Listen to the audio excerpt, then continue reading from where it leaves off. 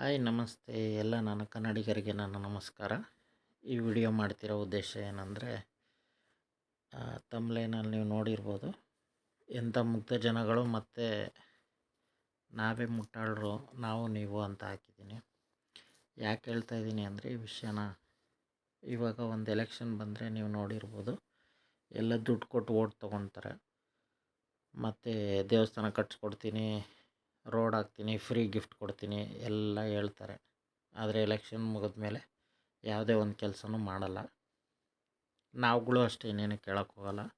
ನಮಗೆ ಮೇಯ್ನ್ ಬೇಕಾಗಿರೋದು ಹೆಲ್ತಲ್ಲಿ ಆರೋಗ್ಯ, ಶಿಕ್ಷಣ. ಇದನ್ನು ನಾವು ಯಾರೂ ಕೇಳೋದಿಲ್ಲ. ಸುಮ್ಮನೆ ಅವರೇನೋ ಅದು ಕಟ್ಸ್ಕೊಡ್ತೀನಿ, ದೇವಸ್ಥಾನ ಕಟ್ಸ್ಕೊಡ್ತೀನಿ, ರೋಡ್ ಮಾಡಿಸ್ತೀನಿ, ನಿಮಗೆಲ್ಲ ಇದು ಫ್ರೀ ಅದು ಫ್ರೀ ಅಂತಿದ್ದಂಗೆ ದುಡ್ಡು ಇಸ್ಕೊಂಡು, ಅಯ್ಯೋ ನಾವು ಮನುಷ್ಯತ್ವಕ್ಕೆ ತಲೆಬಾಗಿ ನಾವು ಓಟ್ ಹಾಕಿದ್ದೀವಿ, ದುಡ್ಡು ತೊಗೊಂಡಿದ್ದೀವಿ ಅಂತೀರ. ಅವ್ರೇನು ನಿಮ್ಮ ದುಡ್ಡು ಕೊಡ್ತಾರ? ನಿಮ್ಮ ದುಡ್ಡನ್ನೇ ನಿಮಗೆ ಕೊಡ್ತಾರೆ. ಅವ್ರ ದುಡ್ಡೇನು ನಿಮಗೆ ಖರ್ಚು ಮಾಡಲ್ಲ.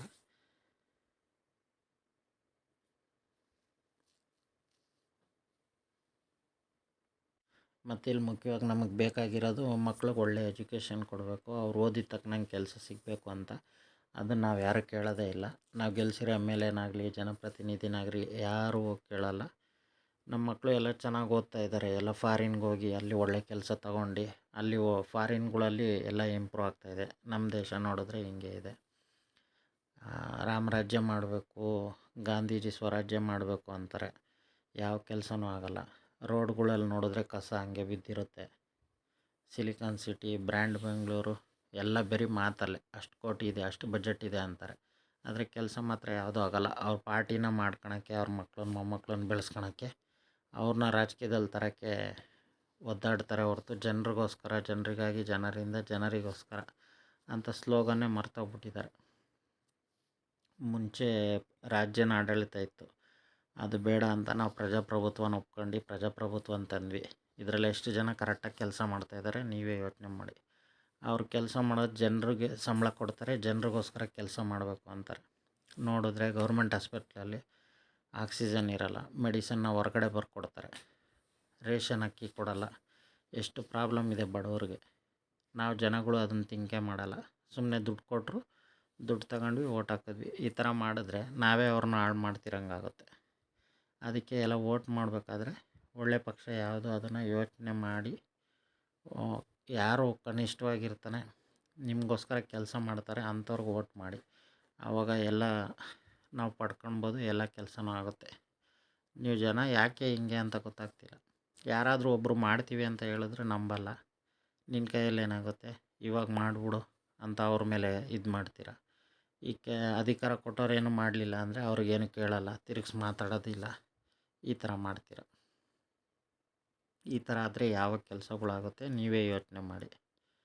ಆಮೇಲೆ ಎಲ್ಲ ಕಡೆ ಸಂವಿಧಾನ ಹಾಕಿರ್ತಾರೆ, ಸಂವಿಧಾನಕ್ಕೆ ಗೌರವ ಕೊಡಬೇಕು ಅಂತ ಹೇಳ್ತಾರೆ, ನಿಂತ್ಕೊಳ್ತಾರೆ, ಎಲ್ಲ ಮಾಡ್ತಾರೆ.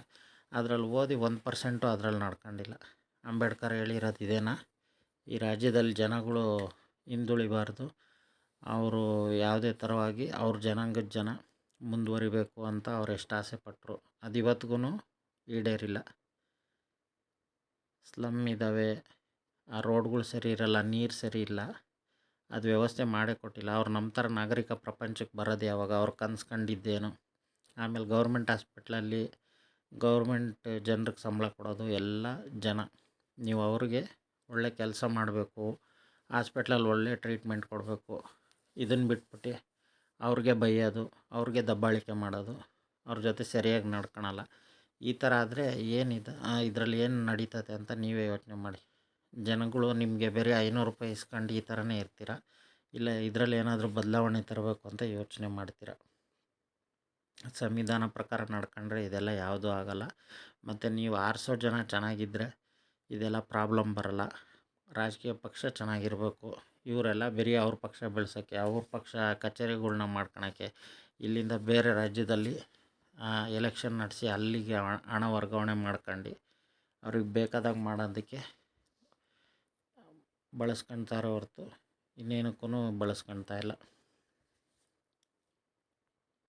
ಹೊರ ದೇಶದಲ್ಲೆಲ್ಲ ಯಾಕಿಷ್ಟು ಇಂಪ್ರೂವ್ ಆಗಿದೆ ಅಂತ ಅಂದ್ಕೊಂಡ್ರೆ, ಅಲ್ಲಿ ಫಸ್ಟ್ ಜನರನ್ನ ಬೆಳೆಸ್ತಾರೆ, ಜನರು ಶ್ರೀಮಂತರಾಗ್ತಾರೆ, ಅವರೇ ಹೊರಗಡೆ ಅವ್ರಿಗೆ ಕೆಲಸ ಕೊಡ್ತಾರೆ, ಆ ಥರ ಡೆವಲಪ್ ಆಗುತ್ತೆ. ಇಲ್ಲಿ ನಮ್ಮವ್ರಿಗೊಂದು ಮನೆ ಕೊಡಲ್ಲ, ಗೌರ್ಮೆಂಟಿಂದ ಫೆಸಿಲಿಟಿ ಕೊಡಲ್ಲ. ಎಲ್ಲ ಹಿಂದಿ ಹೊಲಗಳು ಸೇರ್ಕೊಂಡಿದ್ದಾರೆ. ಕರ್ನಾಟಕದಲ್ಲಿ ಕನ್ನಡಿಗರೇ ಸಾರ್ವಭೌಮ ಅಂತ ಬರೀ ಸ್ಲೋಗನ್ ಅಷ್ಟೇ. ಎಲ್ಲ ಹಿಂದಿ ಹೊಲಗಳು ದುಡ್ದು ತಗೊಂಡೋಗ್ತಾರೆ. ಇಲ್ಲಿರೋ ಜನಗಳು ಕೆಲಸಕ್ಕೂ ಸೇರಿಸ್ಕೊಳಲ್ಲ, ಏನೂ ಇಲ್ಲ. ಎಲ್ಲ ಮಾರ್ವಾಡಿಗಳು, ಹಿಂದೂಗಳು, ಸೇಟುಗಳು ಇವರು ಬಂದು ಕರ್ನಾಟಕದಲ್ಲಿ ನಮಗೇನೆ ಕೆಲಸಗಳಿಲ್ಲ. ಇದನ್ನೆಲ್ಲ ನೋಡಬೇಕಾಗಿರೋ ಗೌರ್ಮೆಂಟವ್ರು ಒಂದು ಲೋನ್ ಫೆಸಿಲಿಟೀಸ್ ಮಾಡಿಕೊಡಲ್ಲ, ಏನಿಲ್ಲ. ಹುಡುಗರಿಗೆ ಏನು ಕೆಲಸ ಬೇಕು ಅಂತ ಮಾಡಿಕೊಡೋಕ್ಕೆ ಯಾರೂ ಇಲ್ಲ. ಇದನ್ನೆಲ್ಲ ನೀವು ಯಾರೂ ಯೋಚನೆ ಮಾಡಲ್ಲ. ಮುಂದಿನ ದಿನಗಳು ತುಂಬ ಪ್ರಾಬ್ಲಮ್ ಆಗುತ್ತೆ. ಒಳ್ಳೆ ರಾಜಕೀಯ ಪಕ್ಷ ಬರಬೇಕು, ಒಳ್ಳೆ ಕೆಲಸ ಆಗಬೇಕು. ನಿಮ್ಮಲ್ಲೇ ಕೆಲಸ ಮಾಡ್ತೀರಾ, ನಿಮ್ಮಲ್ಲೇ ಯೋಚನೆ ಇರುತ್ತೆ, ಆದರೆ ಹೆಂಗೆ ಮಾಡೋದು ಅಂತ ಒಂದು ಮೈಂಡಲ್ಲಿ ಇರುತ್ತೆ. ಅದಕ್ಕೆ ನಾವು ಮಾಡೋರ್ಗು ಮುಂದೆ ಬಿಡಲ್ಲ. ಯಾರು ಮಾಡಲ್ವೋ ಅಂಥವ್ರನ್ನ ಇದು ಮಾಡ್ತೀರ. ಯಾರಾದರೂ ಒಬ್ಬರು ಮಾಡ್ತೀವಿ ಅಂದರೆ ಅವ್ರ ಮಾತನ್ನ ನಂಬಲ್ಲ. ಎಲ್ಲರೂ ಇದ್ದಾಗ್ಲೂ ಇದು ಸಾಬೀತಾಗಿದೆ ಹಳೆ ಕಾಲದಿಂದನೂ. ನಿಮಗೆಲ್ಲ ಸುಮ್ಮನೆ ಜಾತಿ ಧರ್ಮ ಅನ್ನೋದು ದೇವಸ್ಥಾನದ ಹೆಸ್ರುಗಳಲ್ಲಿ, ಜಾತಿ ಧರ್ಮದ ಹೆಸ್ರುಗಳಲ್ಲಿ ಕಟ್ಟಾಕ್ಬಿಟ್ಟಿದ್ದಾರೆ. 500 ರೂಪಾಯಿ 1000 ರೂಪಾಯಿಗೆ ನಿಮ್ಮ ಜೀವನ ಮುಗಿಸ್ತಾ ಇದ್ದಾರೆ. ನೀವು ಇನ್ನೂ ಎಷ್ಟೇ ವರ್ಷ ಆದ್ರೂ ಇದೇ ಥರ ಕ್ಯೂ ಅಲ್ಲಿ ರೇಷನ್ ತಗೊಳ್ಬೇಕು. ನಿಮ್ಮ ಮಕ್ಕಳು ಓದ್ಬಿಟ್ಟು ಕೆಲಸ ಇಲ್ದಲೇ ಇರಬೇಕು. ನೀವು ಬರೀ ಹಿಂಗೆ ಫ್ರೀ ಬಸ್ ಅನ್ನೋದು, ಅವ್ರು ಕೊಡೋದು 20-30 ರೂಪಾಯಿ ಎಣ್ಣೆ ಕುಡಿಯೋದು, ಇಷ್ಟರಲ್ಲೇ ಇರಬೇಕಂದ್ರೆ ಹಿಂಗೆ ಇರ್ತದೆ. ಯಾವುದೇ ಬದಲಾವಣೆ ಆಗಲ್ಲ. ಎಲ್ಲ ಬದಲಾವಣೆ ಆಗಬೇಕು, ಎಲ್ಲರೂ ಚೆನ್ನಾಗಾಗಬೇಕು. ನಮ್ಮ ರಾಜ್ಯದಲ್ಲಿ ಫಸ್ಟ್ ಕನ್ನಡಿಗರು ಬೆಳಿಬೇಕು, ನಾವು ಚೆನ್ನಾಗಿರ್ಬೇಕು, ನಾವು ಇನ್ನೊಬ್ರಿಗೆ ಕೆಲಸ ಕೊಡೋಂಗಾಗಬೇಕು ಅಂದರೆ ಎಲ್ಲ ಆಗುತ್ತೆ. ನೀವೆಲ್ಲ ಮನಸ್ಸು ಮಾಡ್ಬೇಕು ಇದಕ್ಕೆ. ಅದಕ್ಕೆ ನಾನು ಈ ವಿಡಿಯೋ ಮಾಡ್ತಾಯಿರೋದು. ಎಲ್ಲ ಕುತ್ಕೊಂಡು ಯೋಚನೆ ಮಾಡಿ. ಎಲ್ಲರಿಗೂ ಯೋಚನೆ ಬಂದಿರುತ್ತೆ, ಆದರೆ ಮಾಡಬೇಕಾದಾಗ ಅಯ್ಯೋ ಇದು ನಮ್ಮ ಕೈಯಲ್ಲಿ ಆಗುತ್ತಾ, ಇದು ನಾವು ಮಾಡ್ತೀವ ಅನ್ನೋದು ಮೈಂಡಲ್ಲಿ ಬರುತ್ತೆ. ಎಲ್ಲ ಆಗುತ್ತೆ. ಈಗ ಒಂದು ಎಕ್ಸಾಂಪಲ್ ಹೇಳ್ತೀನಿ. ಒಂದು ಮಗುಗೆ ಬೆಳವಣಿಗೆ ಇಲ್ಲ, ಇಂಜೆಕ್ಷನ್ ತಗೊಳ್ಬೇಕು. ಅವರು ಬಡತನದಲ್ಲಿರ್ತಾರೆ. ಎಷ್ಟು ದುಡ್ಡು ಅವ್ರು ಹೊಂಚಿ ಕೊಡೋಕ್ಕಾಗುತ್ತೆ ಹೇಳಿ? ಲಕ್ಷಾಂತರ ರೂಪಾಯಿ ದುಡ್ಡು ಕೊಡ್ತಾರೆ, ಗೌರ್ಮೆಂಟ್ ಕಡೆಯಿಂದ ರಿಟರ್ನ್ ಬರಲ್ಲ. ಆಮೇಲೆ ಇವಾಗ ಮೊನ್ನೆ ಎಲ್ಲ ಆಕ್ಸಿಜನ್ನು ಸೋರಿಕೆಯಾಗಿ ಎಷ್ಟು ಜನ ಪ್ರಾಣ ಬಿಟ್ಟರು, ಗರ್ಭಿಣಿಯರು ಸತ್ತರು. ಯಾರು ಇದಕ್ಕೆಲ್ಲ ಹೊಣೆ? ನೀವುಗಳೇ, ನೀವು ಆರಿಸಿರೋ ನಾಯಕರೇ. ನೀವು ಯೋಚನೆ ಮಾಡಿ ಯಾವ ಥರ ಇರಬಹುದು ಅಂತ. ಇಷ್ಟು ಕೋಟಿ ಇದೆ, ಅಷ್ಟು ಕೋಟಿ ಇದೆ ಅಂತಾರೆ, ಎಲ್ಲ ಬರೀ ಲೆಕ್ಕ ಅಷ್ಟೇ. ಯಾರು ಇದು ಮಾಡಿದ್ದೀನಿ, ಅದು ಮಾಡಿದ್ದೀನಿ ಅಂತ ತೋರಿಸೋದೇ ಇಲ್ಲ. ಎಲ್ಲಿ ಹೋಗ್ತಾ ಇದ್ದಾವೆ ಅದೆಲ್ಲ? ಈ ಸಲ ಅಂತೂ ಒಂದು ಇಂಪ್ರೂವ್ಮೆಂಟ್ ಇಲ್ಲ. ರೋಡ್ಗಳು ನೋಡಿದ್ರೆ ಎಲ್ಲ ಗುಂಡಿ, ಬರೀ ತೇಪೆ ಹಾಕೋ ಕೆಲಸ ಮಾಡ್ತಾಯಿದ್ದಾರೆ. ಒಂದು ರೋಡ್ ಚೆನ್ನಾಗಿಲ್ಲ, ಗುಂಡಿ. ಬೆಂಗಳೂರು ಎಕ್ಸಿಬಿಷನ್ ಅಂತ ಜಾಗದಲ್ಲೇ ಗುಂಡಿ ಬಿದ್ದಿದೆ. ಎಷ್ಟು ಜನ ಬರ್ತಾರಲ್ಲ ನೋಡೋಕ್ಕೆ. ಈ ಥರ ಇದ್ದಾಗ ನಮ್ಮ ದೇಶದ ರಾಜ್ಯದ ಗೌರವನ ಕಾಪಾಡಬೇಕಾದವರು ಈ ಥರ ಮಾಡ್ತಾಯಿದ್ದಾರೆ. ನಿಮಗೂ ಮುಂದುವರಿತೀರ, ನಿಮ್ಮ ಮಕ್ಳಿಗೂ ಒಳ್ಳೆ ಕೆಲಸ ಸಿಗಬೇಕು, ಕನ್ನಡಿಗರಿಗೂ ಒಳ್ಳೆಯದಾಗಬೇಕು ಅಂತ ಎಲ್ಲ ಯೋಚನೆ ಮಾಡಿ. ಯಾವುದೇ ಕಾರಣಕ್ಕೂ ದುಡ್ಡು ತೊಗೊಂಡು ಓಟ್ ಹಾಕಬೇಡಿ. ಎಲ್ಲ ಕೆಲಸನೂ ಮಾಡ್ಬೋದು, ಯೋಚನೆ ಮಾಡಿ. ಎಷ್ಟು ಸಲ ನಾನು ವಿಡಿಯೋ ಮಾಡ್ತಾಯಿದ್ದೀನಿ, ಹೇಳ್ತಾಯಿದ್ದೀನಿ, ಅರ್ಥ ಮಾಡ್ಕೊಳ್ಳಿ. ಎಲ್ಲ ನಮ್ಮ ಕೈಯಲ್ಲೇ ಇದೆ.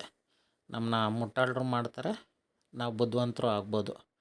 ಎಲ್ಲ ಬುದ್ಧಿವಂತರ ಥರ ಆದರೆ ಎಲ್ಲಿ ಏನೂ ಮಾಡೋಕ್ಕಾಗಲ್ಲ ಅಂತಲೇ ಅವರು ದುಡ್ಡುಗಳಲ್ಲಿ ನಿಮ್ಮನ್ನ ಕೊಂಡ್ಕೊಳ್ಳೋದು, ಎಣ್ಣೆ ಕೊಡೋದು, ಈ ಥರ ಮಾಡಿ ಯಾವುದೇ ಡೆವಲಪ್ಮೆಂಟ್ ಇಲ್ದಲೆ, ಕೆಲಸಗಳು ಕೊಡ್ದಲೆ ಹುಡುಗರಿಗೆ ಈ ಥರ ಮಾಡಿಟ್ಟಿದ್ದಾರೆ ರಾಜ್ಯನ.